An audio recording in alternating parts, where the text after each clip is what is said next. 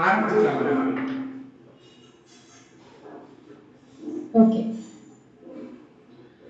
பரம் கொண்ட உமை முலைப்பால் மனம் கொண்ட செவ்வாயும் பரம் கொண்ட களிமையிலும் 12 கண்மலரும் சிரம் கொண்ட மறை நிறைஞ்சும் சேவடியும் செந்தூரன் கரம் கொண்ட வேலும் எந்தன் கண்ணை விட்டு நீங்காமே. இன்னைக்கு எல்லாருக்கும் காரடியா நோன்புன்னு தெரியும். சில பேர்லாம் காத்தால பண்ணியிருப்பா, சில பேர் ஈவினிங் அதுக்காக வெயிட் பண்ணிருக்கா. காரடியா நோன்புங்கிறது என்ன அப்படின்னு எல்லாருக்குமே தெரியும். இருந்தாலும் என்னோட வாயால கேட்கணும்னு நீங்க ஆர்வப்படுவேன் இல்லையா?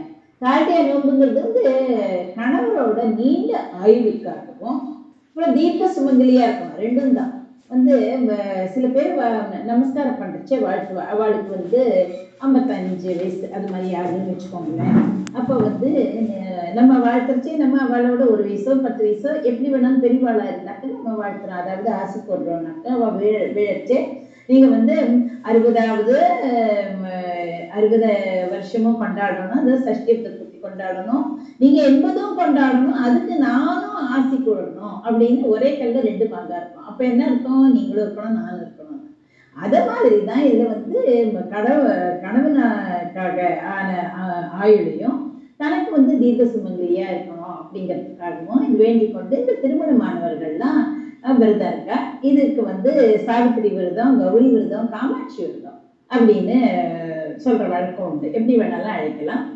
திருமணம் ஆகாதவர்கள் எல்லாம் கூட தனக்கு நல்ல கணவரா வேணும், நல்ல குணம் வாய்ந்த கணவரா வேணும். இப்ப எல்லாம் என்ன பண்ண, எனக்கு நிறைய சம்பாதிக்கணும் அப்படிதான் வேண்டிக்கிறா. இருந்தாலும் குணம் இருக்கணும். அந்த குணம் இருந்தாதான், குணமும் அந்த இறை நம்பிக்கையும் இருக்கிறவனா பார்த்து இது பண்ணா தன்னால் எல்லாம் செல்வம் எல்லாம் குவியும். அப்படி அனுஷ்டிப்பார். சாவித்திரி என்ன பண்ணுவா, தன்னோட கணவன் இறந்து போயிட்டான். அதை சத்தியவான் உயிரை யமனிடமிருந்து எடுத்துட்டு வர்றதுக்கு மீட்டு வர்றதுன்னு அர்த்தம். ஏன்னா போயாச்சு இல்லையா, அதை மீட்டு வரணும், அதை எடுத்துட்டு வரணும். அதுக்கு அவளுக்கு வேண்டிய ஆற்றல் என்ன திறமை, அதெல்லாம் தந்த பலம், அதெல்லாம் தந்த விரதம் தான் இது அப்படின்னு கூறலாம். விதிவசத்தால அவன் என்ன பண்ணினா, சத்தியவான் சாவித்திரி அப்படின்னு தான் நமக்கு சொல்லி சொல்லி பழக்கம். விதிவசத்தால ஒரு ராஜாவா இருந்தா விதிவசத்தால என்ன பண்ணா, தன்னோட நாடு செல்வம் எல்லாத்தையும் இழந்துட்டான். இழந்து அவனுக்கு காட்டுல வாழற நிலை அதாவது எல்லாத்தையுமே இது பண்ணி ரினவுன்ஸ் பண்ணி போகல, எல்லாம் இழந்ததுனால எல்லாம் போயிடுது. அதனால காட்டுல வாழற நிலை அப்ப அந்த சமயத்துல தன்னோட கணவரோட ஆயுள் பற்றிய ரகசியத்தையே தெரிஞ்சுட்டா, அவ சாவித்து தெரிஞ்சுட்டா. அப்ப அன்னை கௌரிய வேண்டி காட்டுல தனக்கு கிடைச்ச அதாவது ஆயுள் ரகசியம் என்னன்னா, அவன் இறந்து போயிட்டான். அதுக்கப்புறமா என்ன பண்ணினா, சரி ஐயோ நம்மளுக்கு கொடுத்தது விதி அவ்வளவுதான் அப்படின்னு நினைக்கல, இப்படியானதை கொண்டு வரணும் அப்படின்னு காட்டுல கிடைக்கிற சாமான்கள் எல்லாம் வச்சுட்டு அதுக்கு காராமணி கிடைச்சது, அரிசி கிடைச்சது, அப்புறம் உருகாத வேணும், இதெல்லாம் கிடைச்சது. அந்த எளிய பொருள், அதெல்லாம் எளிமையான பொருள். ஒண்ணு அங்க ஏது படிக்கணும், இங்க ஏது எடுத்துட்டு வரணும், 7 கடல் தாண்டி எல்லாம் கிடையாது, அங்க இருந்தது. அதனால அந்த பொருள் எல்லாம் வச்சுட்டு வழிபாடு பண்ணினா, அந்த விரத பூஜையோட பயனால யாருக்கும் கண்ணுக்கு தெரியாத அந்த யமனை அவ பார்த்த. யமனை நம்ம எல்லாம் உருவகப்படுத்தி தானே பார்த்துருப்போம், யாருக்குமே தெரியாது யமன் எப்படி இருப்பான் அப்படின்னு. வருவான், அவனுக்கு 2 பல்லு இப்படி நீளமா இருக்கும், கருப்பா இருக்கும், அவன் வெளியெல்லாம் சேப்பா இருக்கும், அப்படி இல்லைன்னா நமக்கு அழித்து பிறக்கொட்டாயில் கவி அன்பால் எழுத்து பிழையிற கற்கின்றில் எரிமூண்டதென்ன விழித்து புகைய பொங்கிவன் கூற்றும் விடும் கைத்தால் கழுத்து சுற்றிட்டு பண்ற கவி கற்கின்றதுன்னு கதிர் அலங்காரத்துல அவன் எப்படி இருப்பான் அப்படின்னு தெரியுது. ஆனா நிஜமாவே இந்த சாவித்திரி இருக்காளே, அவ அவ கண்களுக்கு அவன் தென்பட்டான். ஏன்னா அவ அப்படி ஒரு பூஜை பண்ணினான். தன்னோட கணவனோட உயிரை அந்த யமன் எடுத்து செல்றத பாக்குறான். அவன் தூக்கிட்டு போறான். அந்த உயிரை அவனுக்கு மட்டும் அவனும் அந்த உயிரும் ரெண்டுமே அவனை மட்டும் கண்ணுக்கு தெரியல, 2 பேருமே தெரிஞ்ச, உயிரும் தெரியுது, அதுவும் தெரியுது. அதனால உடனே அவனோட வாதம் பண்ணிட்டே இருந்தா, அதாவது அவனோட பேசி பேசி பேசி பேசி அவன் பின்னாடியே போயிட்டான். பின்னாடி போச்சே எப்படி போனான்னா, எல்லா உலகம் நிறைய உலகங்கள் எல்லாம் கடந்து கடைசி எங்க போனா, அவன் எங்க போவான், அவனோட இடத்துக்கு தானே போவான், யமலோகத்துக்கு போயிட்டான். யமலோகத்து வாச வர போயிட்டான். அப்பதான் திரும்பி பாக்குறான், இந்த பொண்ணு நம்மளோடய வருது, எப்படி வர முடியும், இது வரைக்கும் யாரும் மனுஷ உடம்போட இங்க வந்ததே இல்லையே, இறந்த அப்புறமா உடம்ப அங்க தூக்கி போட்டுட்டு நம்ம உயிரை தானே எடுத்துட்டு வரோம். அதனாலதான் கூச்சுவன்னு பேர். கூறு போடுறதுன்னு தெரியும் இல்லையா? ஒரு கத்திரிக்காவோ இல்ல ஒரு இந்த இதுவோ இருக்கும், அது என்ன கீரைன்னு சொல்றது, அது வெண்டிக்காவை அதை நடுவுல அப்படி நம்ம கரெக்டா சமப்பங்கா சிமெட்ரிக்கலா பண்ணினா அது கூறு போடுறதுன்னு அர்த்தம். அது மாதிரி கூறு போட்டு இவன் வந்து அதுல இருந்து வெறும் இதை மட்டும் உயிர் மட்டும்தான் எடுத்துட்டு போவான். அதனாலதான் கூற்றுவன்னு அவன் காலன்னு அந்த காலம் எந்த காலத்துக்கு எடுத்துன்னு போனோமோ அவனுக்கு தெரியும், அவன் வந்து எடுத்துட்டு போவான். அப்படியே பச்சை வந்து உலகங்கள் எல்லாம் கடந்து அவன் பின்னாடியே போற. கடைசியில வந்து எங்க போறான்னா யமலோகத்துக்கு போற. இது வரைக்கும் யாருமே இல்லையே அப்படின்னு அவனுக்கு என்னன்னா ஒரே ஆச்சரியமா ஆயிடுச்சு. ஆச்சரியமா ஆன உடனே என்ன பண்றதுன்னு அவனுக்கு தெரியல. ஐயோ இப்படி பின்னாடி வராளே அப்படின்னு. சரி, அந்த பெண்ணிடம் வந்து ஏன் இப்படி வர, எதுக்காக வந்து இந்த யமன் வாசல் வரைக்கும் நீ வந்திருக்க, உனக்கு என்ன வேணும், என் பின்னாடியே தொத்திண்டே வரையே உனக்கு என்ன வேணும் அப்படின்னு கேட்கலாம். வாசலையே வச்சுட்டு கேட்கலாம். எனக்கு உயிர் வேணும், என்னோட கணவரோட உயிர் வேணும் அப்படின்னு.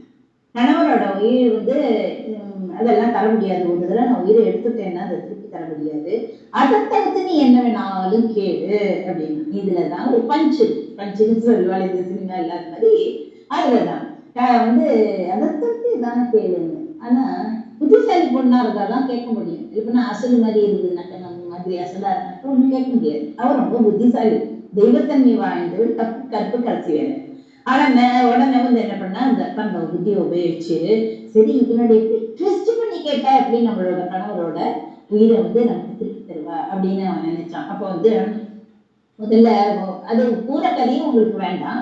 கதை வந்து அவ அப்பா அம்மாக்கு கண்ணு கிடையாது. அது கதைனாக்கா ஃபுல்லா சொல்லணும். அதனால அவ அப்பா அம்மாக்கு, அதாவது யாரோட அப்பா அம்மா, சத்யவானோட அப்பா அம்மாக்கு. அதனால இவன் முதல் கண்டிஷன் சொல்றா, எங்க என்னோட மாமனார் மாமியார், அதாவது சத்யவானோட அப்பா அம்மாக்கு கண்ணு திருப்பி வரணும், கண் ஒளி கிடைக்கணும் அப்படின்னு. அப்புறம் வந்து இவளுக்கெல்லாம் ராஜ்யம் சொத்து எல்லாம் இழந்துட்டா இல்லையா? அதனால நாங்கெல்லாம் இழந்த ராஜ்யம் சொத்து எல்லாமே எங்களுக்கு நாங்க வந்து மீண்டும் அதை எனக்கு கிடைக்கணும் அப்படின்னு கடைசியா ஒரு நிபந்தனை வச்சாலே அதுதான் ரொம்ப ரொம்ப புத்திசாலித்தனம். என்னன்னா அவ வந்து தீவிர பதிவிரத்தை தானே. அதனால எனக்கு ஒரு நல்ல குழந்தை பிறக்கணும் அப்படின்னு சொல்லிட்டார். இந்த காலம் மாதிரி இல்ல, டெஸ்ட் பேபியோ அது மாதிரியோ இல்ல, நல்ல குழந்தை சத்தியவான் மூலமா பிறக்கணும். அது அண்டர்ஸ்டுட். அந்த காலத்துல எல்லாம் இது மாதிரி எல்லாம் ட்ரிக்கி எல்லாம் கிடையாது. இந்த காலத்துலதான் யார் மூலமா அப்படி இப்படி எல்லாம் கேட்பான். அந்த காலத்துல அப்படி கிடையாது. எனக்கு ஒரு நல்ல குழந்தை பிறக்கணும் அப்படின்னு சொல்லணும்னு அவனுக்கு என்ன ஆச்சுன்னா, இவன் தன்னை விட்டு போனா போறோம், யாரான பார்க்க போறாளு, இன்னும் பெரிய பெரிய மகாதேவர்கள்லாம் இருக்கா இல்லையா? இவர் இருக்கா, திருமால் இருக்கா, பிரம்மா இருக்கா, ஐயோ இவெல்லாம் பார்த்துட்டு எனக்கு என்னோட வேலைக்கே வேட்டு அப்படின்னு நினைச்சு நீங்க போனா போறோம், சரி சரி நான் கொடுத்துட்டேன் உனக்கு அப்படின்னு அவசர புத்தி அப்படின்னு அவசரமா வந்து அதை கொடுத்துட்டான். சாவித்திரி எப்படியாவது அந்த இடத்துல இருந்து அனுப்பணும். அப்புறம் யமுனா அவசரத்துல வந்து அந்த அவ கேட்ட வரங்கள் எல்லாம் தந்துட்டான் இல்லையா? அப்புறம் அதான் யோஜனை பண்ணா, நம்ம வந்து வரங்கள் தந்தோமே, திருப்பி வந்து ரிவைன் பண்ணி பாக்குறேன் என்னென்ன வரங்கள் தந்தோம்னு. ஓஹோ, யமனுக்கு புரிஞ்சுடுச்சு. அவ கேட்ட கடைசி வரத்துல வந்து நுட்பமாக சாதுரியமாக அவனோட கணவனோட உயிரை கேட்டிருக்கா. ஐயோ அது புரியாம நம்ம கொடுத்துட்டோமே அப்படின்னு. இருந்தாலும் என்ன பண்றது, வந்து தான் இருந்தாலும் தான் ஒரு வரம் கொடுத்தாக்க அது வந்து திருப்பி அதை எடுத்துக்க முடியாது இல்லையா? அதனால சாவித்திரியோட உயிரை வந்து திரும்பி அளிக்கும்படியா இருக்கு. அதுக்காகத்தான் இந்த இது பண்றோம். அதாவது இந்த விரதம் இருக்கிறது, லேடிஸ் எல்லாம் விரதம் இருக்கிறது, பெண்கள் எல்லாம் விரதம். நாடு சொத்து எல்லாத்தையும் பெற்ற இந்த தாலி சரடுன்னு ஒண்ணு இருக்கு இல்லையா? அதை வந்து முன்னாடியே மாத்திக்கணும். அதை தவிர்த்து இது மாதிரி இன்னொரு நூல்ல மஞ்சள் எல்லாம் தடவி அதுல பூவோ இல்ல மஞ்சளோ வச்சு அந்த இதை வந்து பூர்த்தி பண்ணணும். இந்த மாசி மாசத்துல நிறைவு நாள் இருக்க மாசி மகம்னு வந்தது இல்லையா? மாசி மாதத்துல நிறைவு நாளும் கூடும் டைம்னு சொல்லுவாங்க. பங்குனி மாசத்துக்கு அப்புறம் என்ன பங்குனியோட ஆரம்பமும் மாசியோட இறுதியும் அந்த சேர்ந்த நாள் தான். அதுதான் பங்குனியோட துவக்க நாள்னு சொல்லுவா. அப்படி இணைய நாளைதான் காரடியா நோன்பா கொண்டாடுவா. இந்த ஆண்டு வந்து எப்போதுமே 14ஆம் தேதி தான் வரும். 14ஆம் தேதி வெள்ளிக்கிழமையா அமைஞ்சிருக்கு. பௌர்ணமி தேதி இருப்பு சமயம் இந்த வழிபட்டாக்க அது வந்து ரொம்ப நல்லது அப்படின்னு. இதுல வந்து அப்படி இது பண்றச்சு இதுல ஒரு செய்யுள் இருக்கு. அதாவது உருகாத வெண்ணையும் ஓர் அடையும் நான் மூச்சேன் ஒரு காலம் என் கணவர் என்னை விட்டு பிரியாதிருக்க வேண்டும்னு தமிழ் இருக்கு. இதுவே சான்ஸ்கிரிட்ல தோரம் கிருஷ்ணாமி சுபகே சகாரித்ரம் தரஸ்யாம் பந்துகு ஆயுஷ்ய சித்தியர்த்தம் சுப்ரீதா பல சங்கா அப்படின்னு சான்ஸ்கிரிட்ல இருக்கு. அதனால எல்லாருமே கணவன்மார்கள் மட்டும் இல்ல, நம்ம குடும்பத்துல இருக்கிற எல்லாருக்குமாகவே நம்ம அது மட்டும் நம்ம வேண்டிப்போமா, வேண்டிக்கச்சே உள்ள இறைவா எங்களுக்கு சுபிக்ஷமும் எல்லா குழந்தைகளும் பெரியவாளும் எல்லாரும் என்னோட கூடியிருக்கிற சுற்றத்தாரும் அப்படின்னு சொல்லலாம். அப்புறம் இந்த நாடு இந்த உலகம் எல்லாமே க்ஷேமமா இருக்கணும். அது சுகினோ பவந்து அப்படின்னு சொல்றாங்க. அது மாதிரி அதையும் நீங்க இனிமேல் அப்படி வேண்டிக்கோங்க. இப்போ நம்ம அந்த சங்கரனும் 4 வித சம்ஹாரம்னு இருக்கு இல்லையா, அதை நம்ம பார்க்கணும். அது நீங்களாம் நினைச்சிட்டு பேர் இவர் அதாவது திருமந்திரம் திருமூலர் இந்த இது மட்டும் தான் பண்ணுவார் அப்படிங்கிறது கிடையாது. அவர் என்ன பண்ணுவார், எல்லா கதைகள்லாம் நிறைய கதைகள் அது மாதிரி எல்லாம் இருக்கிறதா தான் நான் உங்களுக்கு சொல்றேன். நிறைய இருக்கு, 30,000 இருக்கு. அதெல்லாம் நம்ம சொல்ல முடியாது. அதனால இப்ப இந்த பாட்டு சங்கரனும் 4 வித சம்ஹாரம், இதை இப்ப தடக்கைங்கிற பாட்டை சுகுணா பாடுறார். நமஸ்காரம் மேடம். தடக்கை பங்கயம் கொடைக்கு கொண்டல் தன் தமிழ்க்கு தஞ்சமென்றுலகோரை தவித்து செந்திரந்துடத்தில் உள்படும் தளர்ச்சி பம்பரம் தனை ஊசல் கடத்தை துன்பவன் ஜடத்தை துஞ்சிடும் கலத்தை பல்கையின்றிய வாழ்வை கணத்தில் செல்லிடம் திருத்தி தழுந்தம் கடற்கு தொண்டு கொண்டருள்வாயே படைக்க பங்கயன் துடைக்க சங்கரன் உரக்க கல்கை மண் பணியாக பணித்து கம்பயம் தனித்து சந்தனம் வரத்தை கொண்டிடும் தனி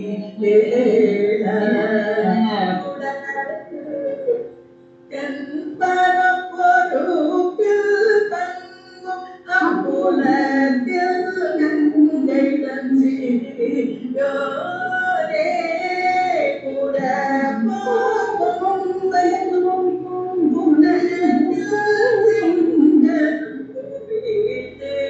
கும்பிடும்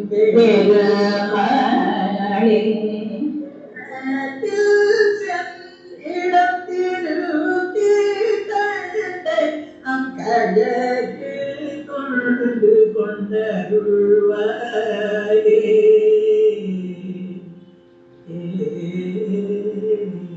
தேங்க்யூ மேடம்.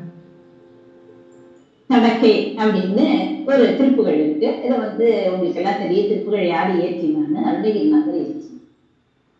இது ஒண்ணும் புதுசு இல்லை, நம்ம எல்லாருக்கும் தெரிஞ்ச விஷயம்தான். யார் யார் என்னென்ன தொழில் பண்றா அப்படிங்கிறது அது தெரியும்.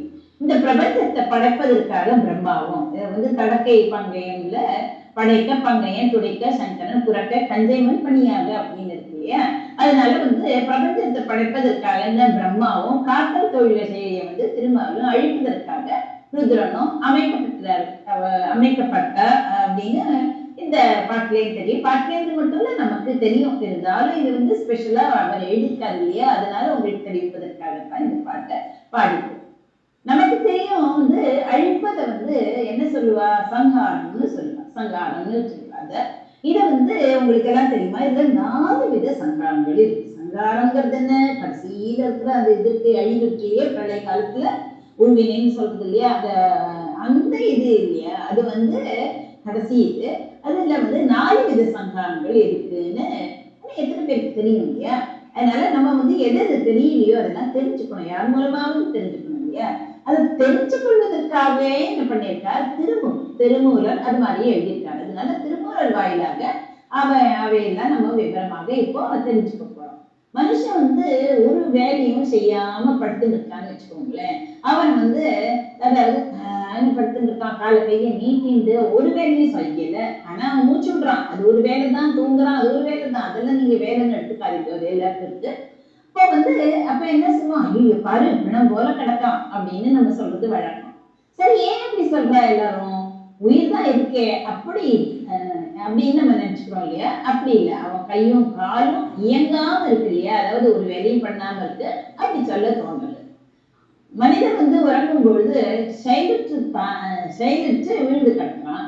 ராஜாவாக இருந்தாலும் சரி, ஏழையாக இருந்தாலும் சரி, அறிவாளியாக இருந்தாலும் சரி, அது வந்து சன்னியாசியாக இருந்தாலும் சரி, கொலையாளியாக இருந்தாலும் சரி, குழந்தையா இருந்தாலும் சரி, தூங்கும் பொழுது யாருமே இப்படிதான் இருப்பா. அதாவது அசந்த தூங்குற, சவுண்ட் ஸ்லீப்னு இங்கிலீஷ்ல சொல்லுவா இல்லையா. அதனால அவளுக்கு யாரான கிடினாலோ யாரும் திருட வந்து எடுத்துட்டு போனாங்க அப்படி தெரியாது. அப்படி அந்த நிலையில தான் இருக்கா. 1, 2, 3ங்கிற எண்களின் மதிப்புல வந்து வேறுபாடு உண்டு. 1ன்னா என்ன தெரியும், 2ன்னா என்ன தெரியும், மதிப்பா அந்த மதிப்புல வந்து வேறுபாடு உண்டுனாலும் அதுல வந்து 1ல 1 கழிச்சு வந்தா கிடைக்கும் 0மோ, 2ல 2 கழிச்சாக்க வரும் 0மோ, எந்த எண்ணையும் அதே எண்ணால கழிச்ச 0மோ அல்லது எல்லா எண்களையும் 0த்தால் பெருக்கினாலும் என்ன கிடைக்கும், யாரும் சொல்லுங்க பார்க்கலாம். அந்த எண்ணையே மைனஸ் பண்ணினா 1ல இருந்து 1, 2ல இருந்து 2, 1000ல இருந்து 1000 0 தான் கிடைக்கும். 0த்தால மல்டிப்ளை பண்ணாலும் என்ன கிடைக்கும், 0 தான் கிடைக்கும். அது அப்படிதான் ஒரே நிலையைத்தான் உடையதாக விளங்குகின்றன. அது இப்ப சுழுத்தி அவஸ்தையில வந்து நம்ம மறந்து தூங்குறவர்கள்லாம் அந்த தூக்கத்துக்கு முன்னும் பின்னும் எப்படி இருப்பா, தூக்கத்திலிருந்து எழுந்துட்டாக்க வேறுபட்ட நிலையில இருப்பா, வேற மாதிரி பிஹேவ் பண்ணுவா. அதுக்கு முன்னாடி வேற மாதிரி பிஹேவ் பண்ணிட்டு இருந்தா மாதிரி தூக்கத்துக்கு முன்னும் பின்னும் எப்படி இருந்தானா வேறுபட்ட நிலையில இருந்தா கூட அந்த சமயத்துல எப்படி இருக்கா, செயலற்று 0மாக ஒரே நிலையில இருக்கு. 0ங்கிறதுக்கு உங்களுக்கு புரிஞ்சுது இல்லையா.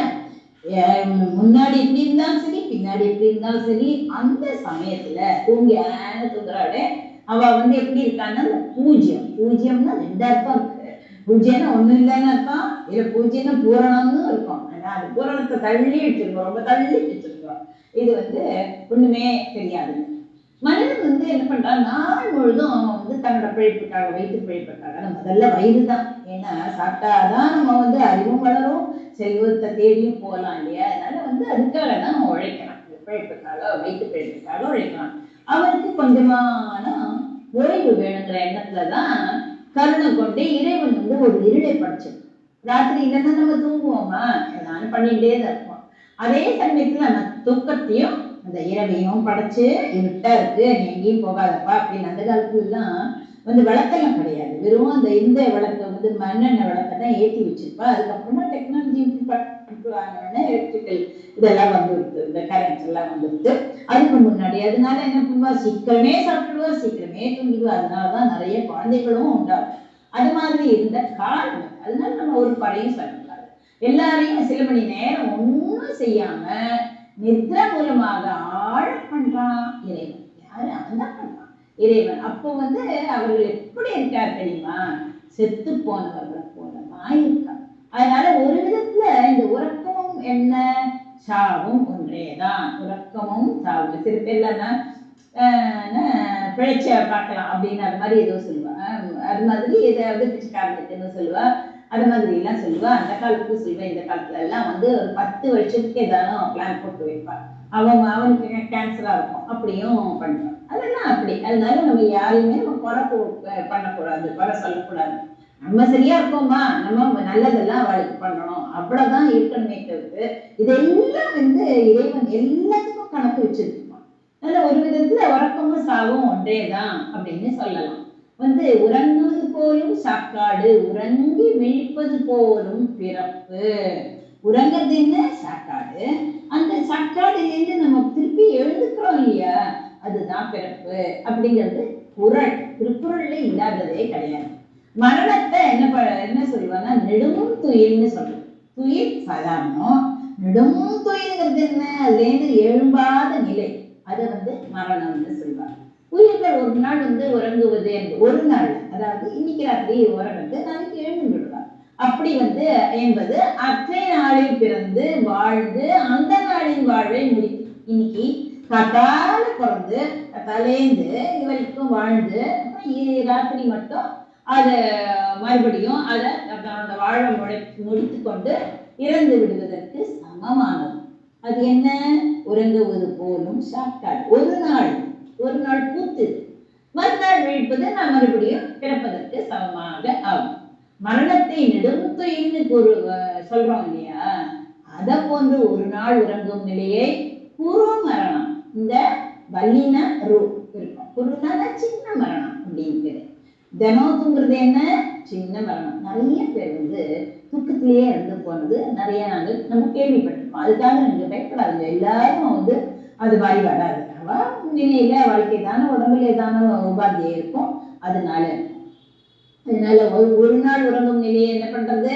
குரு மரணம்னு அத சொல்லலாம். நம்ம சொல்லலாம், மரணம் யாருக்கு வரும்? இதுல என்ன கேள்வி? நம்ம அப்படி சொல்லலாமா? உனக்கு வராது எனக்கு வரும், இல்ல அவளுக்கு வராது எனக்கும் வராதுன்னு சொல்ல முடியுமோ? முடியவே முடியாது. உடல் யார் யாருக்கு உடல் இருக்கிறதோ அவ எல்லாருக்கும் மரணம் வரும். உடலை நம்ம தாங்கி இருக்கிற உயிரை தாங்கி இருக்கும் உடல் இருக்கு, யார் யாருக்கு இருக்கோ உடலை பெற்றவர்கள் நிலையிலிருந்து சொல்லும் சொல்தான் மரணம். அதனால யார் யாருக்கு உடல் இருக்கோ உடலும் உயிரும் ரெண்டும் இருக்கணும். இருக்கிறவாளுக்கு மரணம் கட்டாயம். ஆனா அதை உண்டாக்கும் கடவுளோட நிலையிலிருந்து பார்த்து சொன்னா அது அவன் செய்யும், நம்ம சொல்றது மரணம். ஆனா அவனோட செய்து அவனோட ஆங்கிள் இருந்து பாருங்க, அவன் என்ன செய்யறான்? நம்மள சங்காரம்னு சொல்லணும். அதனால மரணம் என்பது உயிர்களின் பால் நிகழும் செயலாகும். அதை வந்து அவற்றினிடம் யார் நிகழ்த்தும் செயலுக்கு சங்காரம். அது யார் நிகழ்த்துறா? இல்லை, நமக்கு எல்லாம் தலைவனா தந்தையா இருக்கான், உலகத்துக்கு தலைவனாவும் இதாகவும் இருக்கான் இல்லையா, அவன் தான் சங்காரம்னு பேரு. நம்ம சொல்றது மனுஷாலாம் சொல்றது மரணம்னு. ஆனா அவன் செய்யும் தொழில் என்ன? சங்காரம் அப்படின்னு பேரு. இறைவன் சங்காரம் செய்வதனால உயிர்கள் வந்து மரணம் அடைகின்றன. அதுதான் ஃபேக்ட், அதுதான் உண்மை. அதாவது இறைவன் வந்து சங்காரம் செய்யறான் நம்மள, அதனால உயிர்களுக்கு மரணம் ஆறுது. உயிர்களுக்கு இல்லை, உடம்புகளுக்கு மரணம் ஆகுது. இந்த உயிர் மரணம் ஆகாது, இந்த உயிர் இன்னொரு உடம்புல போயிடும், அது அப்படியே டிராவல் பண்ணிட்டே இருக்கும். அதனால வந்து சரி, சங்காரம்னா என்ன? அப்போதைக்கு மறைக்கப்படுவது. ஏன் அப்படி? இந்த உயிரை வந்து நம்ம மாய்த்து விடுறாளா? இல்ல. சங்காரம் சிவபெருமான்னு வச்சுக்கோங்க, இல்ல முருகன் வச்சுக்கோங்க, அந்த கடவுள் நம்ம அந்த உயிரை மாய்த்து விடுறாளா? மாய்ச்சாக்கா நமக்கு ஏன் மறுபிரிவே கிடையாது, ரொம்ப நல்லதா போச்சு அப்படி இல்லை. இந்த உயிரை அந்த சமயத்துல மறைச்சு வச்சுக்கிறார். அப்புறம் ஏதாவது அவளுக்கு விதிக்கு தகுந்த மாதிரி ஒரு உடல் வந்தா அது புகுத்திருக்கார். கெட்டவனா இருந்தா கெட்ட உடலை புகுத்திருக்கார், நல்லவனா இருந்தா அது வரைக்கும் வெயிட் பண்ணுவார். அது அவருக்கு வெயிட் பண்றதுக்கு அவர் வந்து நமக்கு ஒரு சான்ஸ் கொடுக்கிறார். இது மாதிரி பக்தி மார்க்கம் இது மாதிரி எல்லாம் போனாக்கா அவர் வெயிட் பண்ணுவார், நல்ல உடம்புல புகுத்துவார். ஆனா கட்டாயம் இந்த பிரயாணம் தொடரும், இந்த உயிரோட பிரயாணம். அதனால சங்காரம் வந்து அப்போதைக்கு மறைக்கப்படுவதுதான் சங்காரம். புரிஞ்சுக்கோங்க, அப்போதைக்கு மறைக்கப்படும். ஏன் அப்படி? என்னன்னா அந்த உயிர் மீண்டும் ஒரு உடலில் புகுத்து விட போகிறது. அது நம்ம பொறுக்க முடியாது. நம்ம போ அப்படின்னு ஒரு பையில அடைக்கிற மாதிரி இந்த ஹேண்ட்பேக் எடுத்துட்டு இதுல இருக்கிற பொருள் எல்லாம் இன்னொரு ஹேண்ட்பேக்ல போடுறாங்க, அப்படி கிடையாது. எல்லாமே இறைவனோட சிந்தனை, இறைவன் ஒரு கணக்கு வச்சிருக்கோம், அது புகுந்து விட போகிறது. தாய் வந்து ஒரு குழந்தைய தூங்க செய்யறான்னு வச்சுக்கலாம். அப்ப வந்து அது நல்லா அசந்து தன்னை அறியாம தூங்குறது. அப்படித்தான் உலகில் உள்ள அனைவரும் தூங்குறாங்க, அதாவது ராத்திரியில தூங்குறாங்க. இதனை குருமரணம்னு சொல்லலாம்னு நம்ம இப்பதான் பார்த்தோம். ஏன்னா தூங்கும் போது நாம் மற்ற எதையுமே நமக்கு தெரியல, அறிவு தெரியும். உலகத்தை படைத்த இறைவன் என்ன செய்யலாம்? எல்லோரும் தூங்குவதாகி சிறிய சங்காரத்தை தற்காலிகமாக செய்யலாம். உறங்குவது குரு மரணமானால் இறைவனால் உறங்கச் செய்வது என்ன? குரு சங்காரம். நம்ம குரு மரணம்னு சொல்லிச்சு, அவன் யாரு அவன் தொழிலை பண்றானோ அந்த தொழிலுக்கு என்ன பேரு? குரு சங்காரம் அப்படின்னு பேரு. இப்படி இந்த குட்டி சங்காரம், இதுக்கு குட்டி சங்காரம்னு இருக்கு. இப்படி இந்த குட்டி சங்காரம் வந்து ஒவ்வொரு நாளும் டெய்லி நடக்கிறது. அதாவது தினம் தினம் தினம் தினம் நிகழ்றது. இன்னைக்கு ராத்திரி தூங்குவோம், நாளைக்கு ராத்திரி தூங்குவோம், அப்படி தினம் நடக்கிறது இது. அதனால இதெல்லாம் யாரும் அறிந்ததுதான். அப்படி நிகழ்வது என்ன? ஒரு நாள்னு ஒரு மரணம், குரு சங்காரம் டெய்லி நம்மளோட வாழ்நாள் வரைக்கும் நடக்கிறது. என்ன சொல்றது? நித்த சங்காரம். நித்தன்னா ஒரு நாளைக்கு மேற்பட்ட நித்த சங்காரம்னு சொல்லுவார். அதனால தினந்தோறும் குருமண ஆடைய செய்வதாகிய செயலே நித்த சங்காரம். தினந்தோறும், ஒரு நாள் மட்டும் இல்ல, தினந்தோறும். அதனால நித்த சங்காரம் உறக்கத்து நீள் மூடம் அப்படின்னு சொல்ற திருமூலர் சொல்றாரு. நம்ம திருமூலர் பாட்டை ஃபுல்லா நம்ம அப்புறம் பார்க்க போறோம். நித்த சங்காரம்ங்கிறது என்ன? உயிர்கள் உறங்கும் போது அந்த உறக்கத்தில் யாவற்றையும் மறந்து நிற்கும் நீண்ட நிலை. மூடம் என்பது என்ன? சுழுத்தி நிலை. சுழுத்தி நிலைங்கிறது என்ன? அப்போ வந்து எல்லாவற்றையும் மறந்து ஒன்றையும் அறியாமல் இருக்கிற அந்த நிலம். சிருஷ்டி, ஸ்திதி, சங்காரங்கிற அந்த 3 தொழில் இருக்கு. அது வந்து இறைவன் செய்யறான். இறைவன் வந்து தனக்கு கீழே வச்சிருக்கான். டிபார்ட்மெண்ட்ஸ்ன்னு இருக்கு இல்லையா? உங்களுக்கு எல்லாம் தெரியும். கவர்மெண்ட்ல வந்து ஒவ்வொருத்தருக்கும் ஒவ்வொரு டிபார்ட்மெண்ட் கொடுத்துடுறாரு மாதிரி அந்த டிபார்ட்மெண்ட் இருக்கு. அவ உங்களுக்கு எல்லாம் தெரியும். பிரம்மா, விஷ்ணு, ருத்ரன், அது மாதிரி வந்து அவெல்லாம் என்ன பண்றா? என்ன பண்றது? சிருஷ்டி, ஸ்திதி, சங்காரம்லாம் உயிர்களை வந்து உடம்போட பொருத்தணும். அது எடுத்துட்டே என்ன? அது மரணம். உடம்போட உயிரை பொருத்தி படைத்தலும் உடம்புடன் வாழணும். வெள்ள பொருத்தில பொம்மையா நம்ம கீ குத்தாதான் பண்ணணும், அசையணும் அப்படின்னு இல்லை. அதோட வந்து வாழ வைக்கலாம் இல்லையா? வாழும்படி பாதுகாக்கணும். அப்புறம் என்ன பண்ணோம்? பாதுகாத்தாச்சு, வேண்டிய அளவு பாதுகாத்தாச்சு. அதுக்கப்புறம் உடம்பினின்றும் தனியே நீக்குதல், அது கடைசியில் ஆகிய செயல்களை செய்யும் செயல். உங்களுக்கு புரியும் நினைக்கிறேன். அது 3, அதாவது சிருஷ்டி, ஸ்திதி, சங்காரம் அப்படி இருக்கு. அப்ப வந்து இந்த 3 வகைகளும் உயிர்களை சார்ந்த தொழிலாகும். உயிரை சார்ந்த உடல் இல்லை, உயிர் பெற்ற மரணம் அது. அதனால சிருஷ்டியால் ஒருவருடைய தோற்றமும், ஸ்திதியால் அவளோட வாழ்வும், சங்காரத்தால் என்னது? மரணமும் உயிர்களுக்கு ஏற்படுகின்றன. நல்லா கவனிச்சுக்கோங்க, உயிர்களுக்கு ஏற்படுகின்றன. சரி, வாழ்வு என்பது என்ன? விழித்திருப்பதை போன்றது. நம்ம கண்ணை விழிச்சு பார்க்கிறோம் இல்லையா? அது மாதிரிதான் வாழ்வு. மரணம் என்பது என்ன?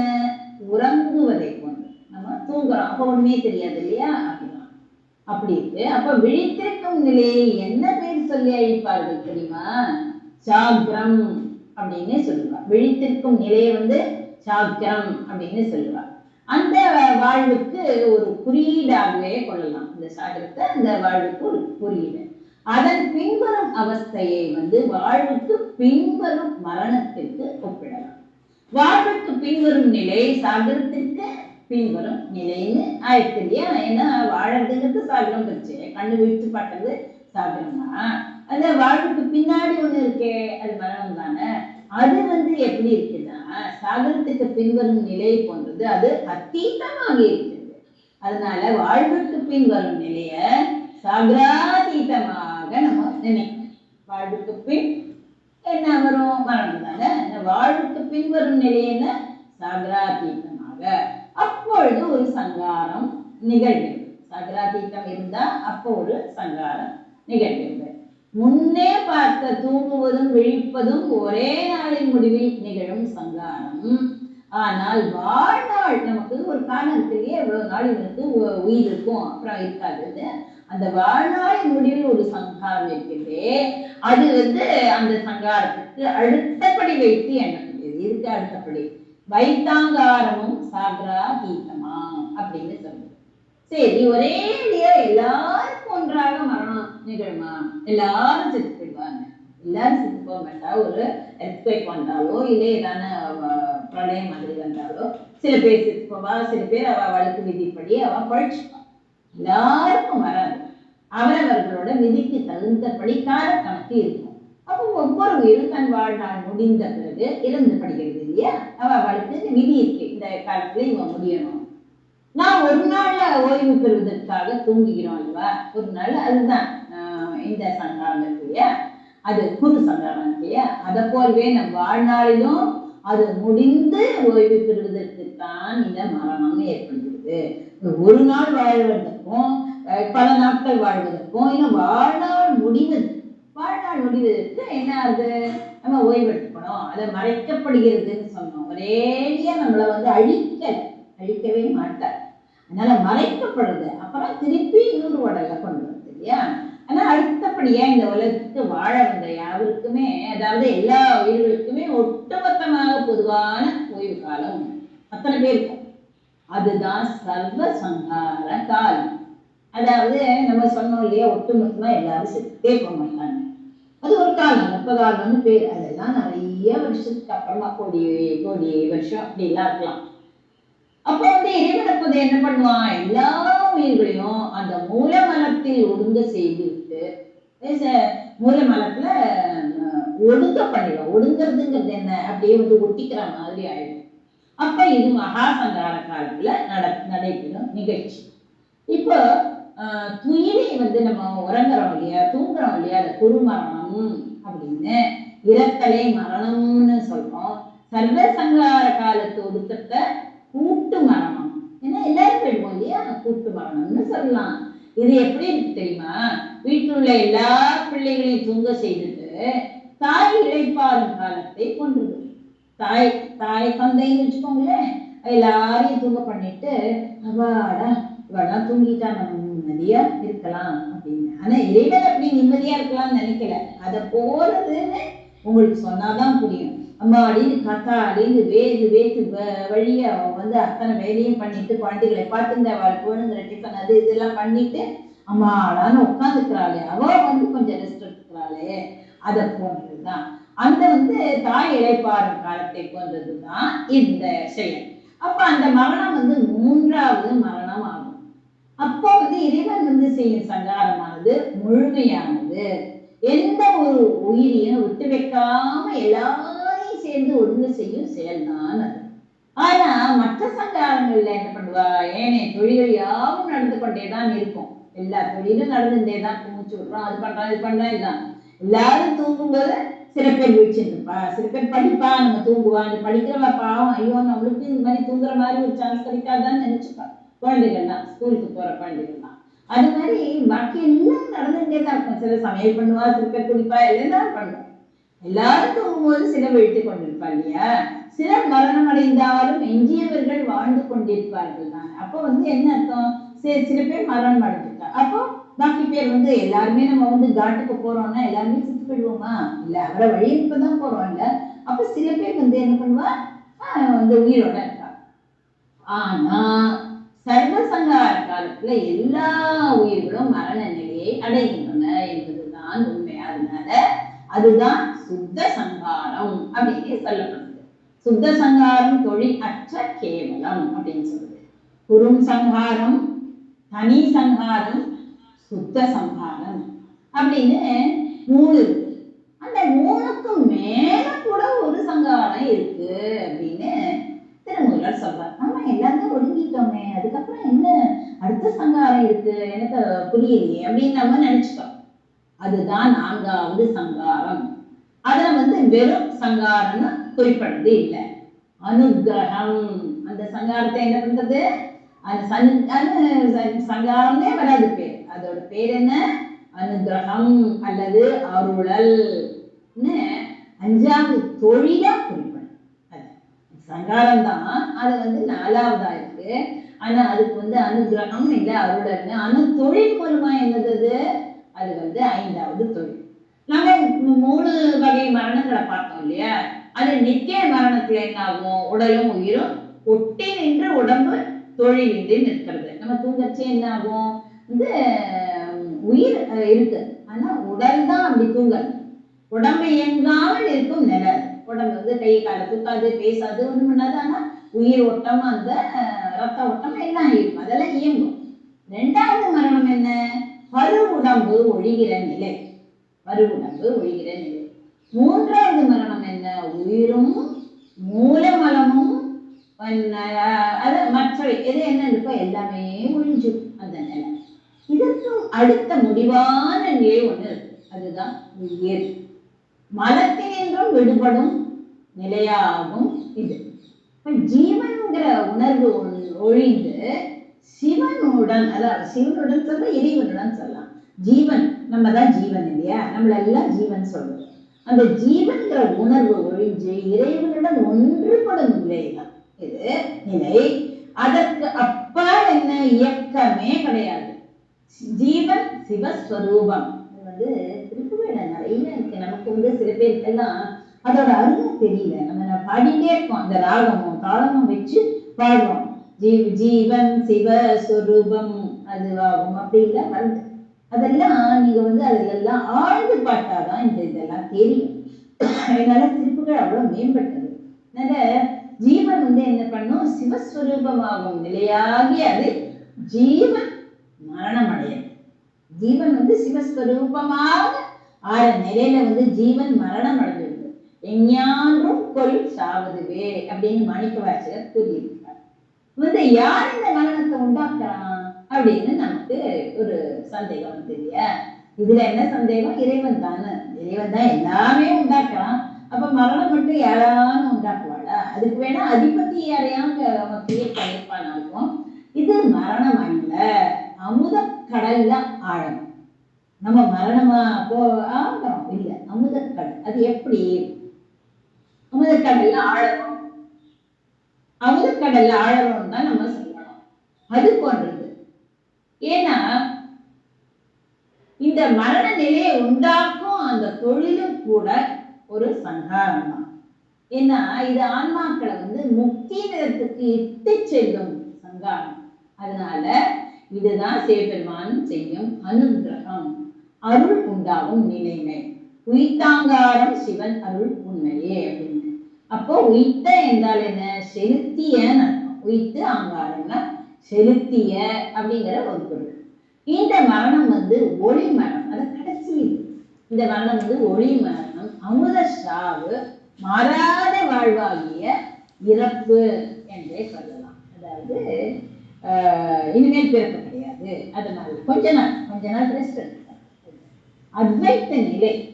துவைத்தமா இருந்தோம் இல்லையா, நீயும் நானுமாய் அப்படின்னு இல்லாம தனித்தனியா இருந்தோம். அது நீ வேறு நாதிருக்க, நான் வேறு நாதிருக்க, நேராக வாழ்வதற்கு அருள் கூட நீடா சலாதரத்தின் மீதே பராபரத்தை நீ காண் எனாவனை சொல் அருள்வாயேன்னு அவர் அருணகிரிநாதர் சொல்றார். அது மாதிரி நம்ம ரெண்டு பேர் அத்வைத்தமா இருந்தாதான் அத்வைத்துல நுழைய முடியும். ரெண்டு பேரும் தனித்தனியா இருந்தாதான், ரெண்டு பேரையும் செய்தாதான் நல்லா இருக்கும்.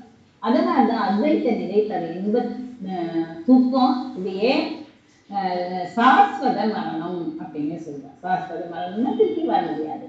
திருமூலர் உயிர் அடையும் 4 வகை மரணங்களை இந்த பாட்டில் குறிப்பிட்டிருக்கார். அந்த 4 மரணங்களும் வேறு பெயர்கள் என்ன தெரியுமா? துயில், இறப்பு, ஒடுக்கம், முக்தி. முதல்ல என்ன? துயில், நம்ம இது பண்றது தூங்கல். இறப்புன்னா மரணம், சாதாரணமா வாழ்நாள் முடிவு. ஒடுக்கம், இறைவன் நம்மள ஒடுக்கிறார். அதுக்கப்புறம் என்ன? முக்தி இருக்கிறார், முக்தியான. அதனால நித்த சங்காரம் உறக்கத்து நீழ்மூடம், வைத்த சங்காரமும் சாகராதீதமாம், சுத்த சங்கார தொழிலற்ற கேவலம், உய்த்த சங்காரம் பலன் ஒரு உண்மையே. இது யார் பாடுற பாட்டு?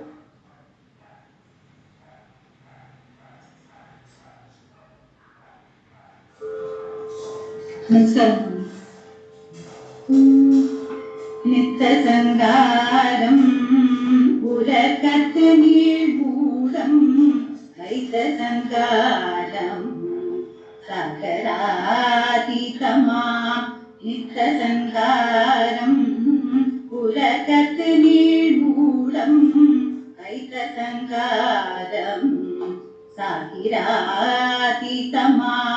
சுத்த சங்காரம் தொழிலற்ற கேவலம், சுத்த சங்காரம் தொழிலற்ற கேவலம், உய்த்த சங்காரம் பரனருள் உண்மையே.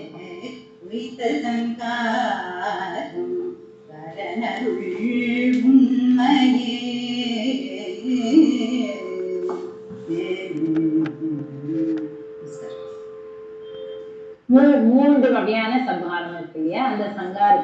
நித்திய சங்காரம்ங்கிறது என்ன? அன்றாடம் வந்து கீழாட அவஸ்தை, அறிவிழ அறிவை இழந்து விடும். நல்ல அவஸ்தை அது அறிவிழந்து. பிறவி எடுத்த எல்லா உயிர்களுக்கும் பொதுவாக வைக்கப்பட்ட ஆயுள் சங்காரமாவது விழித்த இல்லாத உறக்கமாகிய இறப்பு இரண்டாவது. அது அடுத்தது சர்வ சங்காரமாவது ஆன்மா செயலற்று ஆணவத்திலே அழுந்தி ஜடம் போல கிடக்கும். அதாவது மூணாவது வந்து ஆன்மா என்ன பண்ணும்? ஆணவத்தில் அழுந்தி ஜடம் போல இருக்கு. அதனால வந்து உயிரை நீங்கா இன்பத்தில் செலுத்துதலாகிய அந்த திரு அருள் சங்காரம். அடுத்தது அருள், அது வந்து அந்த அருள் வந்துடும். இறைவனது உண்மை நிலையை பெறுதலாகும். நாலாவது அவனோட இருந்து அந்த அருள் பரன் அருள் உண்மையே அப்படின்னு அந்த சங்காரமாகிய அருள் வந்து இறைவனது உண்மை நிலையை பெறுதலாகும். இது வந்து ரெண்டாவது தந்திரம். தந்திரம்ங்கிறது 10 எழுதியிருக்கார். ஒவ்வொரு தந்திரத்திலையும் வந்து கிளாசிஃபை பண்ணியிருப்பாரு. இது மாதிரி அது இது நான் ஒவ்வொன்றுத்துக்கும் ஒரு பேர் கொடுத்துருக்காரு. சங்காரம் வந்து குருவை பத்தி அது மாதிரி எல்லாம் நிறைய இருக்கு. அதுல வந்து ரெண்டாவது இதுல சங்காரங்கிற பகுதியில வர்ற 5வது பாடல். அதனால நீங்க இந்த திருமண